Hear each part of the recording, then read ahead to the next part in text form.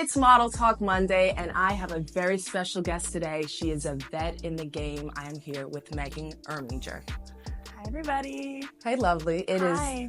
is so nice to have you on the show. I'm excited because you have the knowledge, you have the tools, you have the tips. But I want to know first, how did you get into modeling? How did it start? It's a really funny story. I was never into fashion. I was never girly. I was never into taking photos of myself. I was super sporty. Okay. Like D1 track athlete kind of sporty. Oh. And I was really obsessed with this show, America's Next Top Model. I think you guys have heard of it. Oh. Obsessed. Right. And so I was like, oh, I'm going to apply for this. I'm going to apply for it. It's going to be fine. And I applied for it and they were like, we want you to come to New York and audition. So my mom drove me to New York to audition for this show. Yeah. There was hundreds of girls. It was 2 days long. And I got a call back. So we went to the callback for the show and I was like, this is so exciting. Everything's like, I'm excited right now. I'm excited. I've never modeled. I don't know anything. Yeah. And I got the show. They gave me the paperwork and they were like, okay, so the cycle 15, we're going to fly you to LA and we want you to be on the show. Right. And my mom and I, we were like, okay, this is so exciting, but what happens to the girls after? You never really see the girls after the show. Right. And so we were like, okay, well, if this is something that I obviously could do, maybe this is not the right route. So we said no to the show. And then we got an agent in Philadelphia. Okay. And then we went to New York to find agencies to start modeling. And I got signed to 8 out of the 10 that I went to go see. That's how it started. That's incredible. Yeah. Wait, how did it feel turning down America's Next Top Model? Were you really? Because I would have been like, no. It was a really tough decision, but overall, I'm so happy that I did. Yeah. Because great show. I'm sure there are girls on it who have done things after, but I just haven't seen a lot of their faces in campaigns and stuff after. Right. So, and they do put you in this very strict contract where 2 years after you are on the show, you can't do anything. Whoa. So that's 2 years wasted of potential working time. Absolutely. Yeah. Whew. Well, once you got started in the industry after, America's Next Top Model, what's something you didn't know about the industry and learned? Modeling is not just you go and you take a couple pictures and it's pretty pictures and then you're done. It's a business. Right. It's tough work. It's hard work. It's really competitive. The girls really, really work at it. It's not like you just show up and you're like, oh, it's perfect. 2 pictures done. Goodbye, $10,000. Sometimes. Sometimes that happens, but that's not the reality of it. It's really tough work and you're the bottom of the food chain, the entire set. Everyone is above you on the set. You are nobody. Right. Which is part of the gig. Yeah. Even though you're beautiful and you're on set and you're the one who's on the campaigns and stuff, you are still bottom of the tier, and you got to work your way, and it's a tough industry, man. It's tough. And it seems to get tougher. What are your thoughts on that, about inclusivity and just where we're headed in the modeling industry? I think it's really great. I think it should have always been inclusivity. Nice. There's so many women out there who just want to know what these clothes are going to look like on them. And that's the whole point of fashion, right? It's oh, that top looks cute on her. It would look cute on me too. Yeah. That's the whole marketing, whatever. Absolutely. So I'm glad that we're going that route. It's more competitive now. Absolutely.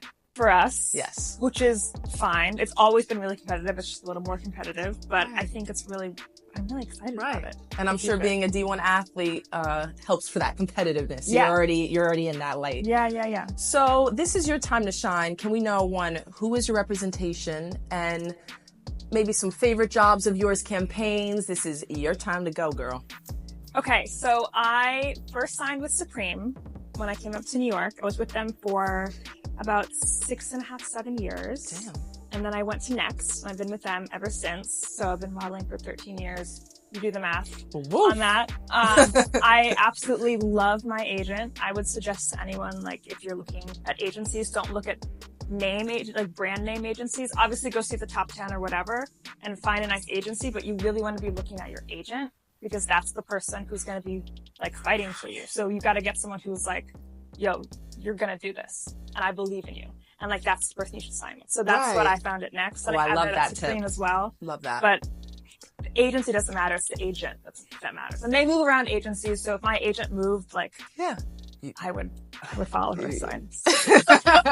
But she's, you know, she's been at Next for forever, so I don't think she's going anywhere. So I just recently, I think it was last year, I did the Skims campaign, which was really cool.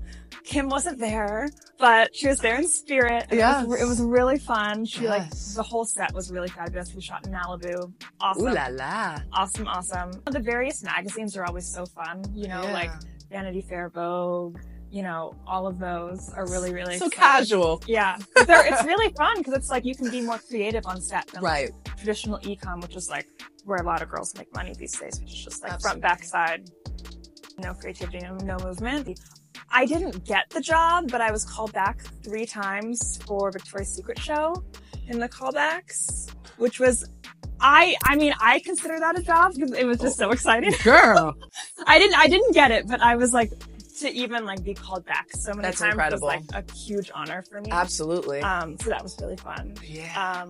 And then when Amazon, this is like maybe a little bit of a nerdy job, but when Amazon first started their like fashion line, I did all of their campaigns, and it was like billboards, like, you know, the graffiti, not the graffiti, the whitewashed paint on the side of the buildings, the taxi cabs, the top, the inside of the commercials. It was like in Vogue, it was everywhere, which is like a nerdy thing. It's Amazon, but it was like everywhere, which was really cool. With all that, let's kind of steer in a different direction. What do you do outside of modeling? Is there anything, I know you were speaking on creativity, and clearly that's something that you love. What other things do you have going on?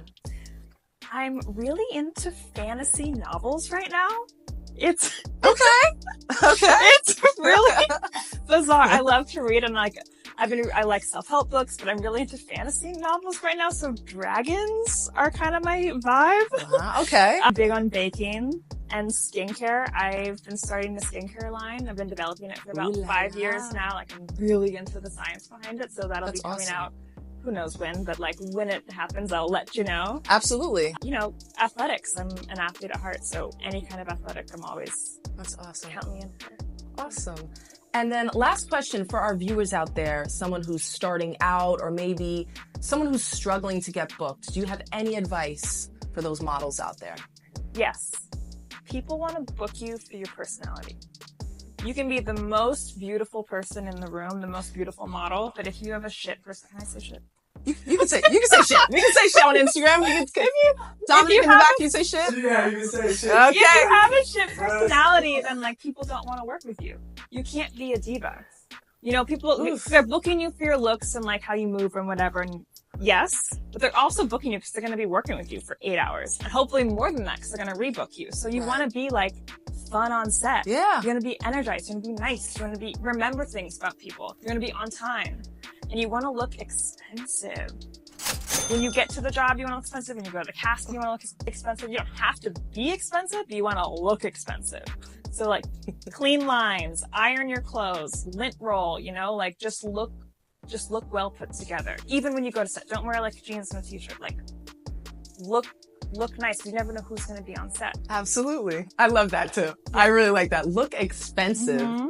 We're going to end on that note. I absolutely love that. It's been a pleasure having you on the show, Megan. Thank you so much. And we'll see you again in the future. Fabulous. Model Talk Mondays.